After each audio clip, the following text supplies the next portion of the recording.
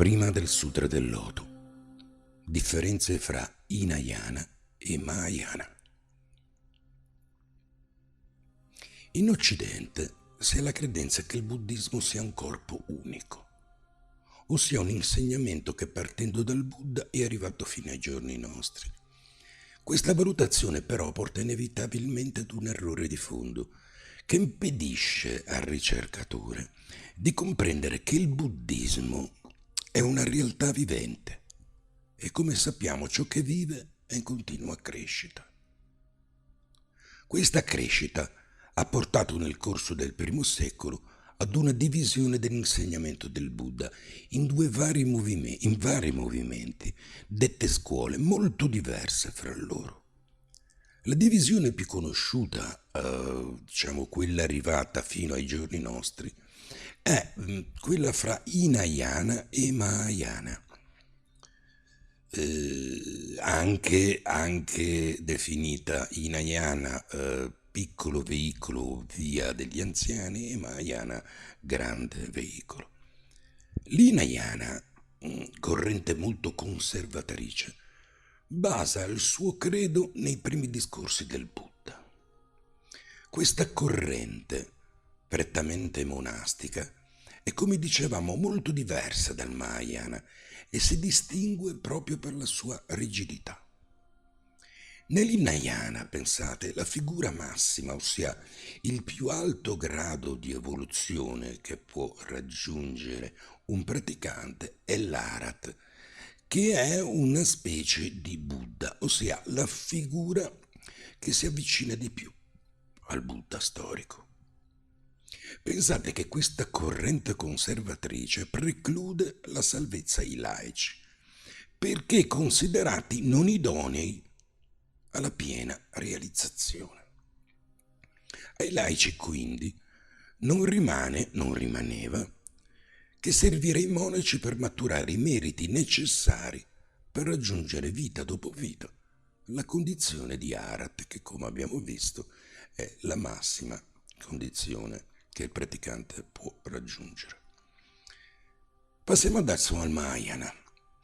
Il Mahayana, o grande veicolo, abbandonando la rigidità di pensiero e di pratica dell'Hinayana, rappresenta una vera e propria rivoluzione nell'ambito del buddismo. In questa corrente, al contrario dell'Hinayana, tutti possono raggiungere la massima condizione, ossia tutti possono diventare Buddha. Nasce la figura del Bodhisattva, quindi, ossia l'essere che, anche se risvegliato, rinuncia a raggiungere e dimorare nel nirvana per amore di tutti gli esseri viventi, aiutandoli e sostenendoli nel percorso spirituale. In questa corrente anche la figura del monaco è estremamente diversa. Da asceti chiusi in monastero, il monaco nel Mahayana può avere famiglia, quindi sposarsi e vivere solo desidera in casa propria, portando avanti il suo magistero a contatto con i laici, ai quali non è più fatto obbligo di servire i monaci, ma al contrario cooperare assieme per la realizzazione di un intento comune. Non esiste differenza, pensate, sostanziale nel Mahayana fra monaco e laico. E se di differenza vogliamo parlare, questa è solo nel servizio. La figura del monaco, quindi, nel Mahayana assomiglia, se vogliamo, a quella del pastore nel cristianesimo protestante, nel cristianesimo evangelico. Altro punto molto importante di cui volevo parlare è che Mahayana comprende al suo interno numerose scuole, per certi versi anche molto differenti fra loro. Ogni scuola poi è caratterizzata da un insegnamento centrale, una vera e propria classifica degli insegnamenti del Buddha che cambia a seconda delle varie scuole. Anche gli aspetti ritenuti centrali, pensate, del buddismo, come i 3 rifugi, arrivando fin anche, che so io, alle quattro nobili verità, assumono un'interpretazione differente da scuola a scuola, così come la cura o la pratica indicata per raggiungere la piena consapevolezza. Questo porta per esempio la scuola Zen a ritenere che la via per raggiungere la liberazione la si debba ricercare attraverso la meditazione. La scuola della terra pura, quindi la scuola fondata da Onen Shonin per quanto riguarda la Jodoshu e da Shinran Shonin per quanto riguarda la Jodo Shinshu, la si debba ricercare attraverso l'invocazione, dicevamo, del Nembutsu o Namo Amida Butsu, il nome del Buddha Amitabha o Amitaios, che significa rispettivamente Buddha dalla vita e luce infinita. E questo così via per tutte le altre scuole. Capite quindi perché a questo punto non si possa parlare di buddismo, ma casomai di buddismi. In Occidente, e non solo però, succede, e questo bisogna dirlo, fra i meno informati, che quando si parla di buddismo si parla della dottrina degli anziani, come vedevamo, come abbiamo visto, dell'Hinayana. Ed è questa ad essere confrontata con le varie religioni.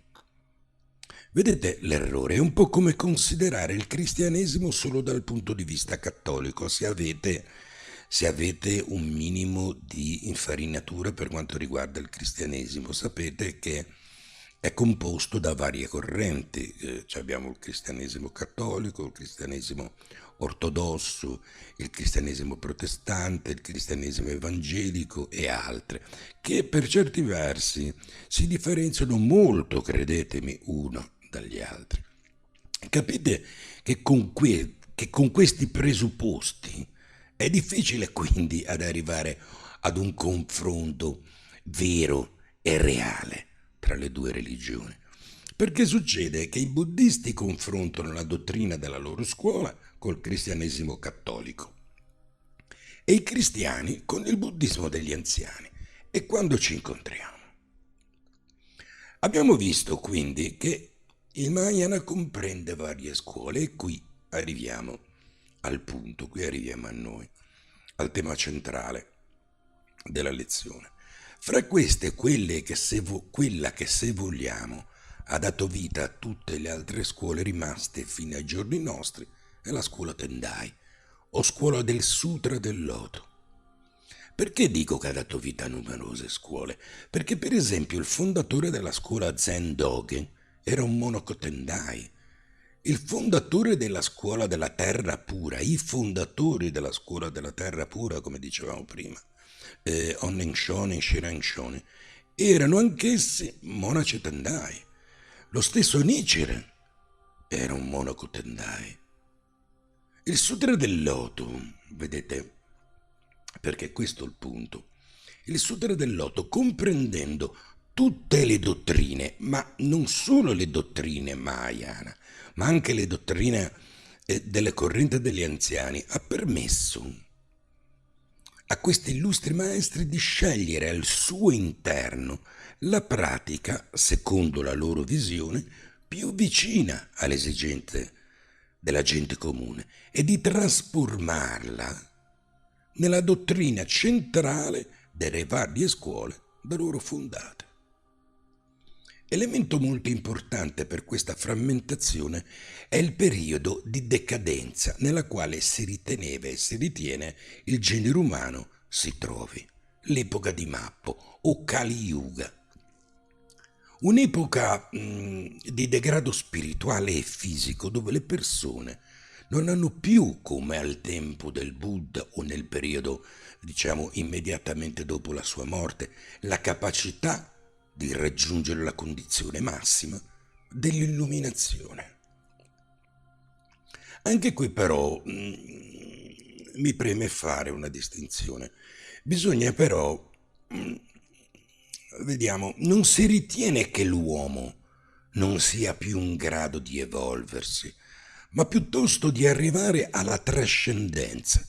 Quindi non si ritiene, fate bene attenzione, che l'uomo sia un essere miserabile. Non si esclude, potremmo dire così, alla maniera calvinista, il libero arbitrio.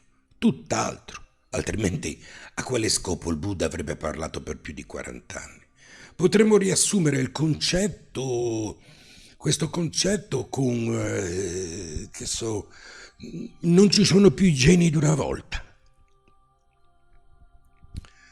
Poi un'altra distinzione che mi preme fare a proposito proprio dell'insegnamento del Buddha è quella riguardante la credenza purtroppo diffusa che sia una dottrina nichilista. In realtà il buddismo celebra la vita in ogni sua manifestazione e si concretizza nel qui e ora, intendendo la piena consapevolezza di ogni istante della vita. Questa credenza fuorviante nasce da un'errata traduzione e conseguente interpretazione della prima nobile verità, tradotta come tutto è sofferenza, o la vita, peggio ancora, o la vita è sofferenza. Questo è niente di più distante dalla volontà del Buddha, che ha parlato invece di insoddisfazione, dukkha, ossia quella inquietudine che tutti noi proviamo, è inutile negarlo, e abbiamo dentro, e che ci impedisce di vivere la vita accordati con la realtà, o per usare un'altra definizione potremmo dire in grazia di Dio. Considerare quindi la prima nobile verità poi separatamente dalle altre è come cantare una canzone accompagnandosi con la musica di un'altra, capite che non quadrerebbe nulla. Le quattro nobili verità si possono invece così tradurre vediamo se ce la facciamo, per tradurle in un linguaggio aperto a tutti. Vediamo, partiamo dalla prima. Esiste in noi quel senso di insoddisfazione che ci impedisce di essere felici. Questo è dovuto al fatto che desideriamo cose sbagliate, ci attacchiamo ai miraggi e li scambiamo per la realtà. Desideriamo insomma ciò che non ci rende felici, ciò che alimenta il nostro disagio. Niente paura, tranquillizziamoci. Esiste un modo per uscire da questo loop e questa è la consapevolezza di ciò che diciamo, facciamo, mangiamo, beviamo, sogniamo e desideriamo. Imparando ad ascoltare, potremmo dire, la nostra voce interiore, che ci indica ciò che è giusto o sbagliato, imparando così a contenerci in ogni frangente. Come vedete, il Buddha ci ha indicato un problema, come potrebbe indicarcelo un amico che ci conosce e ci consiglia. È proprio come un vero amico. Ci indica la soluzione, come uscire dal problema, risolverlo, andare al di là. In altre parole, io credo che non sia una tragedia avere dei problemi. La tragedia, lo sappiamo, è non avere soluzione ai nostri problemi. Il Buddha ci fornisce la soluzione e ci spinge a migliorarci, giorno dopo giorno. Mi auguro di essere stato chiaro e, come al solito, soprattutto utile. Ciao a tutti, arrivederci.